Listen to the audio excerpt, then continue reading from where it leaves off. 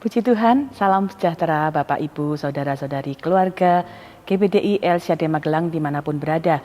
Hari ini kita akan kembali merenungkan Renungan 79 dalam 365 yang mengubahkan hidup. Kita telah tiba dalam pembacaan Injil Lukas pasal yang ke-8. Mari kita mengobservasi bersama untuk kita dapat melihat interpretasi dan juga hal-hal yang kita bisa aplikasikan. Apa yang kita bisa observasi dari Lukas pasal 8, saya akan mengajak kita melihat ayat yang ke-40 sampai ayat yang ke-56, cukup panjang, kita tidak akan membaca semuanya. Tetapi kita akan melihat ayat 41. Maka datanglah seorang yang bernama Yairus, ia adalah kepala rumah ibadat, sambil tersungkur di depan kaki Yesus, ia memohon kepadanya supaya Yesus datang ke rumahnya. Ayat 42, karena anaknya perempuan yang satu-satunya yang berumur kira-kira 12 tahun hampir mati. Sampai di situ. Bapak Ibu Saudara, hari ini kita akan belajar bersama-sama dalam satu observasi seorang tokoh namanya Yairus.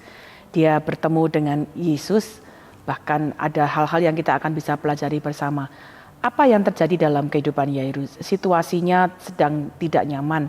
Dia ada dalam tekanan, ada dalam kesulitan, yaitu seorang anaknya sakit, ya, dan firman Allah mencatat bahwa anaknya yang berumur 12 tahun itu bukan sakit yang ringan, karena firman Allah berkata mencatat bahwa anak itu hampir mati. Ada kondisi yang sangat menyesakkan, ada kondisi yang sangat tidak menyenangkan bagi Yairus dan keluarganya. Dan kita bisa belajar bahwa Yairus sebagai seorang kepala rumah tangga tidak diam saja, tapi dia punya kepedulian. Ketika ada sesuatu terjadi dalam keluarga, ya, ada satu hati yang kemudian mempedulikan satu dengan yang lain. Ini pelajaran yang penting yang kita bisa dapatkan sebagai anggota keluarga, baik keluarga secara fisik, ya, secara lahiriah kita punya keluarga masing-masing. Mari miliki kepedulian satu dengan yang lain. Mungkin ada yang mengalami masalah, mengalami kesulitan, kita belajar untuk saling mempedulikan. Begitu juga dalam keluarga GBDI El Shaddai Magelang. Meskipun mungkin secara lahiriah kita tidak punya ikatan darah sebagai keluarga, tapi kita bisa dapat saling memperhatikan, saling mempedulikan satu dengan yang lain.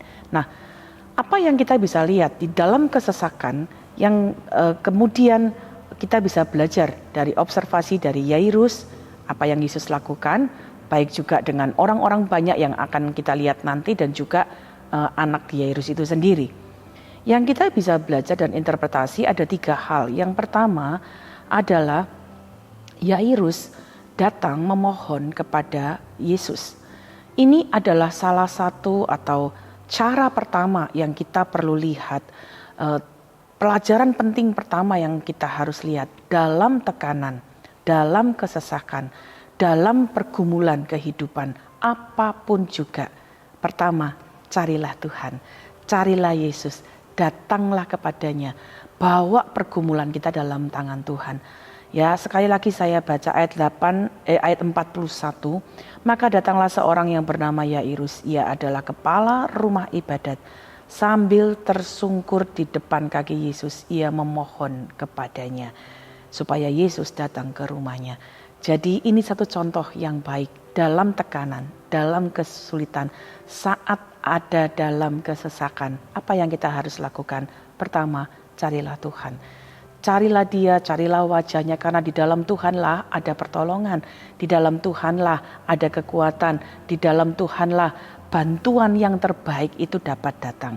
Kita mungkin seringkali berpikir untuk cari pertolongan kepada orang-orang yang kita kenal lebih dahulu, orang-orang yang mungkin dekat pada kita. Tapi hari ini mari belajar dari Yairus dalam kesesakan datang memohon kepada Tuhan. Itu interpretasi yang pertama yang kita bisa pelajari. Tapi yang kedua, kita melihat bahwa ketika Yesus kemudian menyanggupi untuk bersama-sama ada dalam perjalanan menuju ke rumah Yairus.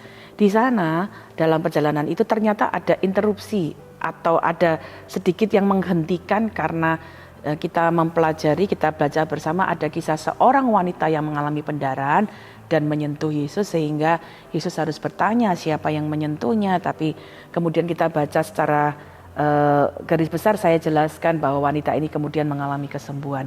Tetapi perjalanan itu sempat terhenti. Nah, apa yang kita bisa interpretasi, yang kita bisa pelajari? Waktu kita dalam kesesakan, kita sudah datang memohon kepada Tuhan.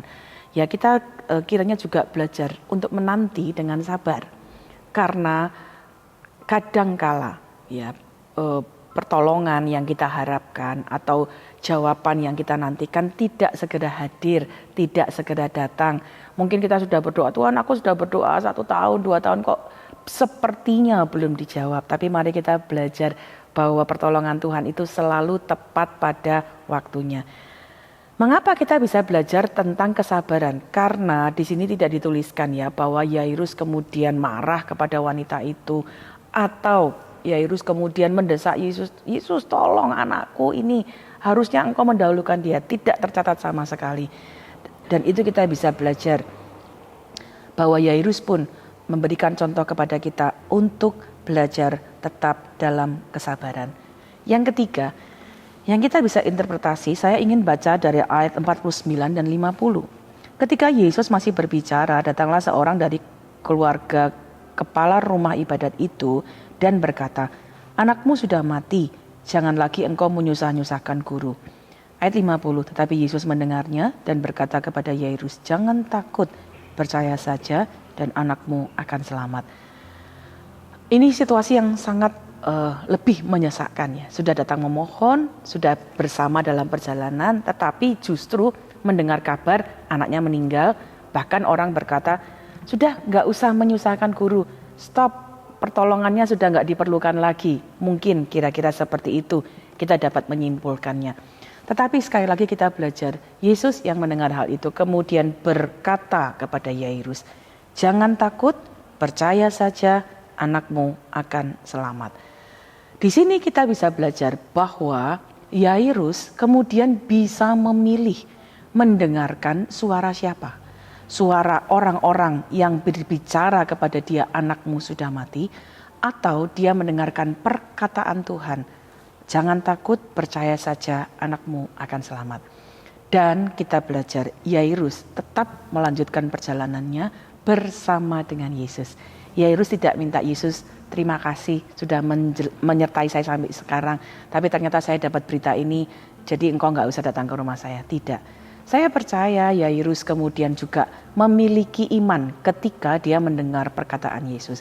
Ini yang kita bisa interpretasi bersama, bahwa dalam kesesakan Yairus bukan saja memohon kepada Tuhan.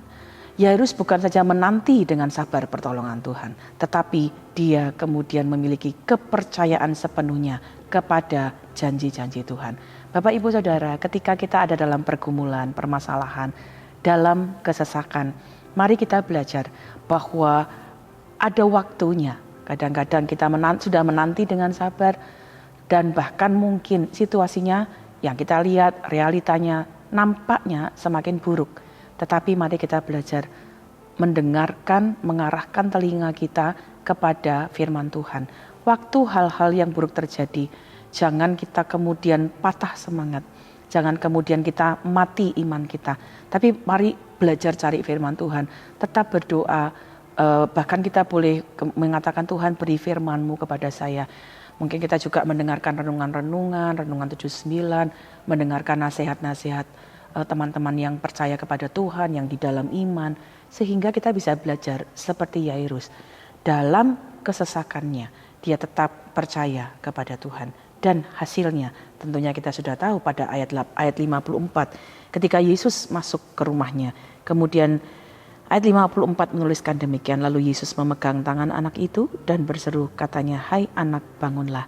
Maka kembalilah roh anak itu, dan seketika itu juga ia bangkit berdiri. Lalu Yesus menyuruh mereka memberi anak itu makan. Bapak, Ibu, Saudara, ini satu mujizat yang sangat luar biasa. Salah satu kebangkitan dari sedikit kisah kebangkitan ya yang tercatat dalam Alkitab. Selain Lazarus, selain seorang anak dari seorang wanita janda, tetapi kita melihat bahwa Yairus justru melihat kebangkitan yang luar biasa dari anaknya. Ketika dia kemudian percaya kepada Tuhan, yang dia lihat bukan saja anaknya sakit dan disembuhkan, tetapi anaknya mati dan dibangkitkan. mujizat yang sangat luar biasa. Jadi kita bisa menginterpretasikan Bapak Ibu Saudara ketika ada di dalam kesesakan, mari belajar seperti Yairus. Kita aplikasikan dalam hidup kita. Datang memohon kepada Tuhan, cari Tuhan, kesulitan apapun yang kita hadapi. Kedua, menanti dalam kesabaran. Mungkin yang kita doakan belum berubah, mungkin anak, suami, situasi belum berubah, tetap menanti dengan percaya. Tiga, dalam kepercayaan kepada Tuhan, terus isi hidup kita dengan firman Tuhan, supaya kita tetap kuat. Apa yang hari-hari ini menyesakkan kita? Apa yang hari-hari ini bahkan mungkin seperti anak Yairus mati. Mungkin keluarga kita ada yang semangatnya mati untuk melakukan sesuatu, atau usaha kita yang mati, atau sukacita keluarga kita yang mati, atau kasih di antara keluarga kita yang mati. Apapun yang menjadi kesesakan kita hari ini, di dalam Tuhan, ketika kita mohon, kita menunggu, kita percaya di dalam Tuhan ada pertolongan tepat pada waktunya. Yang mati dapat dibangkitkan. Karena Yesus hidup, maka ada hari esok. Jadi Bapak Ibu Saudara, kiranya ini menjadi kekuatan bagi kita hari ini.